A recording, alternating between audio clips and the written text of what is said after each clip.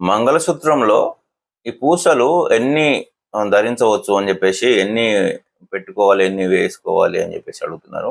అయితే ముత్యము, పగడము, నల్ల పూసలండి. ఈ మధ్యలో మంగళసూత్రం, తాళిబొట్టు ఈ రెండు అత్తగారివి, తల్లిగారివి ఉంటాయి. లేదా తమిళనాడు సాంప్రదాయంలో ఒకటే ఉంటుంది.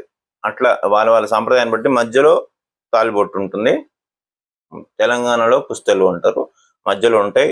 ఇటు 2 ముత్యాలు, ఇటు 2 ముత్యాలు, ఇటు 2 పగడాలు, ఇటు 2 పగడాలు, ఇటు 2 నల్ల పూసలు, ఇటు 2 నల్ల పూసలు, దొడ్డు నల్ల పూసలు. సన్న నల్ల పూసలు మళ్ళీ సపరేట్, కానీ దొడ్డు నల్ల పూసలు అదే సైజ్, సేమ్ సైజ్ ఉన్నటువంటి ముత్యం ముందుగా ఎక్కించాలి. తర్వాత పగడాలు 2, తర్వాత నల్ల పూసలు 2. ఈ విధంగా మధ్యలో మంగళసూత్రం రావాలి.